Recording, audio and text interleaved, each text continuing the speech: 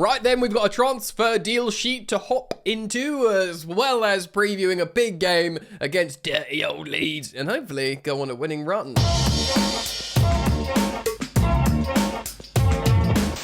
Yes, what's going on, friends, and welcome on back to Football Therapy with me, your host, Yan. As always, mate, I do hope you're doing well. I really do hope that. And yes, this is a Chelsea news / match preview video. I was going to say podcast because I read some people talking about podcasts in the comments. I wonder if I should convert these into audio available podcasts as well and put them on all the streaming platforms. I wonder how well it would translate, because a lot of the time I do share stuff on the screen and it might not work. But anyway, welcome back. I'm glad to have you here. The Athletic have published a transfer deal sheet, I guess because the winter transfer window is edging closer, but it would seem Chelsea are going to keep their powder dry. We'll see what's going on, what's being said. Maresca did his pre-match press conference before Leeds. We'll see what he's saying. We'll look at dirty Leeds, see what they've been saying, and finally, build a lineup. Well, spoiler, I've built said lineup, but I'm going to talk you through it. I'm going to show my working, and we're going to have a ruddy good time, mate, doing it. We really are. We're going to let our hair down. So, thanks for joining me. You're all welcome. So, hop aboard the good ship Football Therapy. Ensure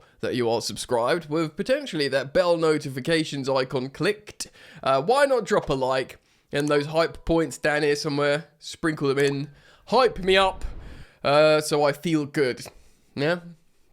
Anyway, let's get into it and start off with the Athletic transfer deal sheet. Oh, what are Chelsea doing? Chelsea were the busiest club in the last transfer window in terms of incomings and outgoings combined, so naturally there will be a lot of focus on what they will do next year. The club have a UEFA punishment to adhere to for the next 4 years. Yuck, more on that later. So it makes planning for 2026 all the more important. The information found within this article has been gathered according to the Athletic's sourcing guidelines. Sources with knowledge of transfer dealings, who of course, as always, have asked to be kept anonymous to protect their relationships. They've been spoken to before offering clubs involved had the opportunity to comment. Here, the Athletic previews their plans for next year's January and summer transfer windows. Okay. Yeah, you guys will be au fait, probably, with the transfer deal sheet so far if you're a regular viewer of my channel, but if not, it is probably the leading authority on transfer news. It's an aggregation, a collection of all transfer sort of news from the Athletic writers, and they present it to us,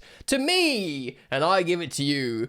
Nice, I was going to say something very rude. Let's read on. So, who's going to make the key decisions over the two transfer windows? Well, it's a collaboration effort led by 5 sporting directors with the backing of the club ownership. 5? What? Of course, Winstanley and Stewart, we know about those two, the dynamic duo, head up the team of sporting directors. Well, of course, there's also Joe Shields, okay, scouting and talent, Sam Jewell, hell, I remember him, who's global recruiting, and Dave Fallows. I must have forgotten about, but he is football development. Yeah, we know Chelsea are big on their, like, little Avengers club in terms of building, it's not just the Chelsea squad, is it? It's Strasbourg and beyond. Well, like, developmental team, the players that get purchased that don't arrive for years to come, all that lark. They do, I mean, this lot, they want to buy loads of clubs. The way they're so hands-on with Strasbourg, if they get a Portuguese club, a Brazilian club, I think they want a Belgian club, it's going to get very complicated for me.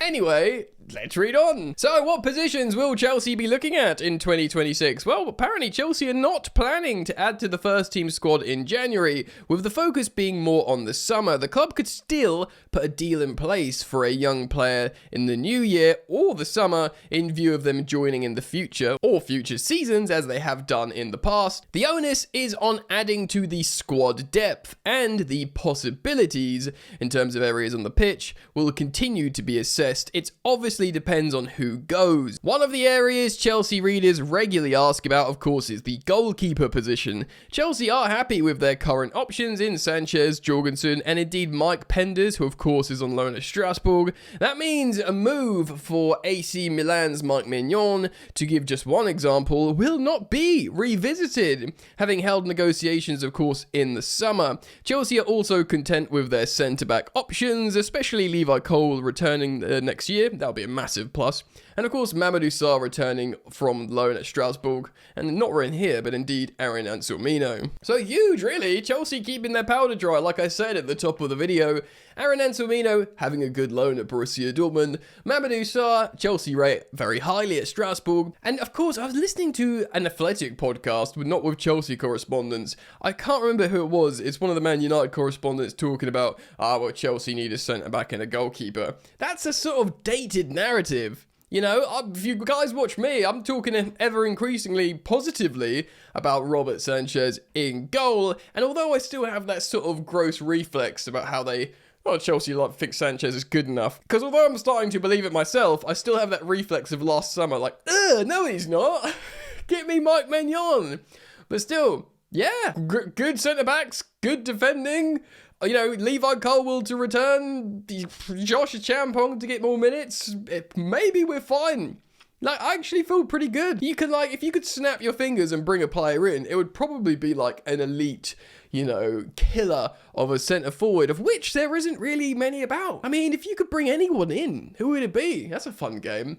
Again, that you think would be harmonious and not break the wage structure. It's becoming quite a tricky game, which is a huge positive because it means the Chelsea squad is really ruddy good. So are there any players Chelsea are already looking at? Well, Chelsea's strategy is geared towards finding the rising talent rather than the finished article. This means their long-standing interest in Aston Villa's Morgan Rogers has cooled. He's in form, isn't he? And of course he signed a new long-term deal at Villa Park in any case. Chelsea continued to be linked with Real Madrid Rodrigo, that's not happening, but it does not fit the profile of course, and we're well stocked in the wide areas. The club have held a long-standing interest in Nottingham Forest defender Murillo, but he's considered to be at starter level, so again, not on their radar. The focus is more on succession planning and on the future. Yeah, tricky man, cause pretty chill, innit? It's pretty positive. What starter do you want to buy and just muscle in and again, ruin the developmental harmony of what's seemingly a positive trending squad? It's tricky. It is. I mean, yeah. Let's read on the next segment. Who are they looking to sell? In terms of January, of course, defender Axel Disasi is one of the exits that will be looking to get done. The France international has not yet played for Chelsea this season, of course. He's been training with the under-21s. And similarly, Raheem Sterling is in a similar position, and both parties are keen to part ways if a deal suits both sides. Pump the brakes because I'm going to sound like a broken record here, but Raheem Sterling, bro, big respect to you, amazing career, apparently a top bloke, but what deal is going to suit both sides when you're rejecting Napoli and Bayern Munich after they're winning their respective league titles? What do you want, yeah? What is Raheem Sterling? Genuinely, let's just play a quick game, 1 minute and 30 seconds and we're done. What's a deal that suits Raheem Sterling? Let me go to Fulham, I'm going to be a starter, and I'm not dropping my wages, so you're going to have to pay 220k a week for me to play at Fulham, and they'll play the rest. Is that a deal he wants? Because I can't think of anything else. There's a little bit more. It talks about Tyreek George potentially going. Of course, he had a move to Fulham that broke down, and he'll be disappointed with that. He's probably going to get less and less minutes at Chelsea. I mean, he'll start in the FA Cup and the League Cup and all that kind of stuff, but the big juicy games, he's not really getting much minutes, although he is kind of trusted by Maresca, but he deserves to go and be a starter somewhere, probably on loan. And of course, the story of Nicholas Jackson, even if Bayern don't buy him, they're almost certainly not going to buy him. Chelsea will sell Nico Jackson, especially with Emmanuel Omega arriving at Chelsea in the summer.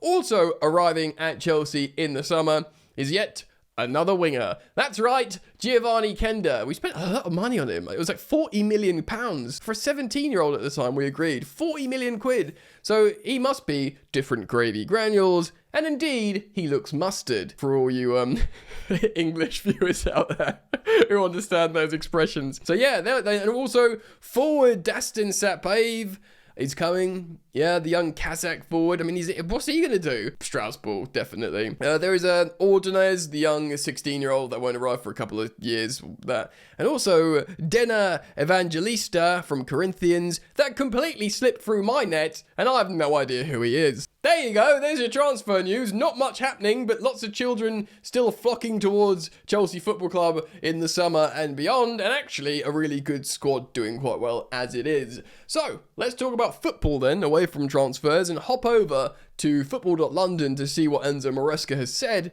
in his pre-match press conference prior to the grudge match with the old enemy, Dirty Leeds. So, in terms of team news, Maresca said everyone is fine. Of course, Romeo Lavia is still trying to recover, and apparently, also, Dario Asugo is not available to start. He was doing some sessions, but needs to slow down a little bit, and he's not ready to go. In terms of Reece James, Maresca, of course, has already said he's unavailable, but he did say it's complicated. I would, of course, like to start him, but we need to do the right thing, which kind of says maybe he's going to use him in that game if he thinks he's fit, but generally he's really wary of playing Reece James, or overplaying him, should I say. Also, Cole Palmer, apparently he's available. He was available to start against Arsenal. I think he didn't come off the bench because of course, the game state with the red card. But he is available, and with Moises Caicedo, of course, it will be difficult to play without him. But of course, there are other players like Andre Santos who can come into the team. Yeah, so, not great that Dario Asugo isn't available, because I would have put him into my starting lineup personally.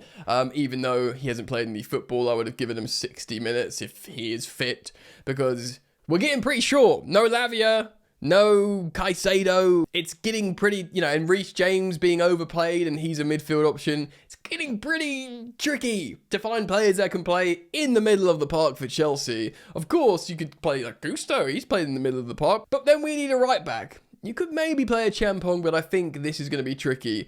Bearing in mind, Leeds, although on a really poor run, there was a time, I know they just lost to Man City away at the Etihad 3-2, but they did at times look like they were outplaying Manchester City at the Etihad. This is going to be a serious grudge match. Ellen Road, under the lights. The fans know all about Chelsea versus Leeds, the old rivalry. And after a very physically demanding game against Arsenal, can Chelsea go again? Someone needs to get an Enzo Fernandez's ear and explain this rivalry to him a little bit more so he can go in just as tenaciously as he did against Arsenal. Because trust me, that atmosphere, that team, they're due a win. They know they had a good performance against Man City. They will get stuck into Chelsea. Let's take a look at Leeds' lineup at the Etihad, who they played against Man City. Listed here is a 4-3-3. Of course, some old, names, like Bogle and James Justin, actually, as well. He's a good player. Rodon at the back. But of course, the one name that shines out to me is their captain, Ethan Ampadu, once of Chelsea. He's had a really interesting career, actually, of course. Like the loans in the Premier League. He goes Sheffield United. He went to Leipzig. He went all over the gaff in Italy, and now he's landed back in the Premier League with Leeds United. Really good player, actually, for Ampadu, and of course a really important player for Wales as well. Yeah, I think they'll probably feel like this is an opportunity. Chelsea have had a massive, week. Barcelona, Arsenal, and of course we're going to their gaff under the lights. It's a late kickoff. It's 8:15, isn't it? It's super late. It's going to be a heavy, intense atmosphere, and they'll see this as an opportunity to get one over Chelsea. Although Chelsea are recognised as a very strong team in the Premier League at the moment. A lot of people saying the second best team in the league. But despite that, everyone will still be thinking they're the youngest team in the league, and there's still, an opportunity to get at Chelsea in little moments. Our attention might drop. The application of the young players might drop, and they'll see an opportunity here. We must be on our top game. So that being said, let's move over to my starting lineup, and I'll walk you through it and show you my working. Here we go then. I've gone for a 4-2-3-1 because that's always the starting shape, despite the actual tactical formation shape changing throughout the game. There's a few players here that I have to just keep playing. You'll notice Rob Sanchez in goal. He has to continue his good form. I know if we've rotated to Jorgensen in midweek games before, but this is not the time to do that. Absolutely not. Give him the cup games, and we'll see what happens later in the season if we'll get more opportunities. Maybe if we're definitely going to finish in the top 8 in the Champions League by the time we go to Napoli, you can give him Napoli away or something like that. But Sanchez in goal. I can't rest Cucurella. I thought about putting Jurel Hato in there, who has had some good games at left back, not left centre back. But despite that, I'm hoping Cucurella can do 60 minutes. and then we'll be winning, and then we can bring on Jarell Hato and wrap Cucurella up. Cucurella seemingly has a really good fitness, so I'm playing him there. Now, I'm taking a risk here by changing the centre-backs. I know we've seen an amazing centre-back partnership develop between Trevoh Chalobah, left centre-back, and Wesley Fofana at right centre-back, but they've played very quick succession, and Badiashile, you know, is a tall, big, combative player, similarly with Tosin. I hope these guys are in good enough shape to play against Leeds, basically. Definitely could play Joshua Champong, maybe over a Tosin, because Tosin's looked a little bit, you know, weaker. And of course, when you're changing the midfield as well, this is very risky, but I have a feeling there's going to be this. Maybe we'll see one of Chalobah or Wes in, but I think Badiashile. I'm taking the risk here. Similarly with Malo Gusto, of course, he's a young player. He seemingly needs less protection than Reece James. You could play Joshua Champong at right back that tucks into a right centre back, and Cucurella gets forward. But for the moment, I'm keeping Gusto on the pitch. I'm actually resting Reece James, and as you can see, I'm playing a midfield pivot of Andre Santos, who's the most obvious player to come in to this starting lineup. And without our captain, I'm keeping vice-captain Enzo Fernandez on the pitch. Hopefully he can come off and be protected should we take a good lead as well. Now, you probably notice here, I'm starting Cole Palmer. I think Cole Palmer has been fit and ready to play. I don't think he'll do 90 minutes, but I think he's good for a start. Rather than playing 30 minutes off the bench, I'd give him 60, 70 minutes from the start if he's available. We want to see him cook. Let him play against Leeds. This is a really good opportunity for Palmer to, you know, feel his way back into form. For me, it's the perfect game. It's not too lower opposition. It's the perfect opportunity. And if he's been, you know, fit to start for Arsenal and didn't even feature, he's certainly fit to play 60 minutes here. So I'm flanking him with the fully rested Alejandro Garnacho, and I'm sorry, a bit like Marc Cucurella, I'm starting Pedro Neto again. This is going to be a feisty atmosphere, fully combative. Pedro Neto can absolutely deal with that, no problems whatsoever, and he's going to need to have to help out Gusto defending that right flank.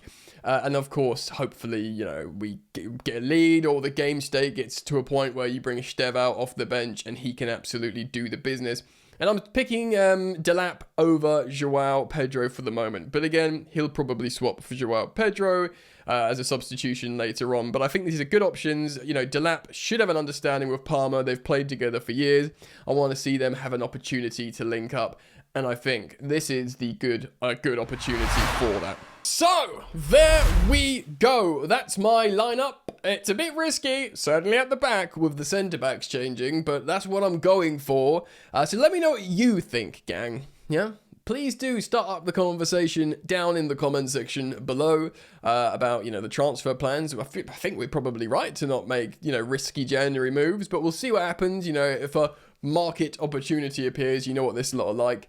And other than that, let me know your thoughts about the game. I'm going to predict a Chelsea win. Although our defense has been really good, I think rotation and being away from home, and of course they stuck 2 away at the Etihad, I think we'll concede a goal. But I do think we'll win, so I'm going for a 3-1 Chelsea win away at Leeds, and keep applying a pressure at the top. And yeah, what do you think? Let me know in the comments. Thank you as always for liking and subscribing to this channel, Football Therapy. And I hope to see you back here very soon for more daily content. Alright, peace. You ain't so tough with that bad boy talk. I'ma get it how I'm living, I'ma walk the walk. Outline my lines, I rap through thought. Body bag the verse, outlined in chalk. In my life seen trouble, hustle on the double. Silence on the trigger like my pick got a muzzle. Yo, chick like to guzzle, bad boy stay in trouble. I only love this paper, sorry I don't. I laugh me, baby.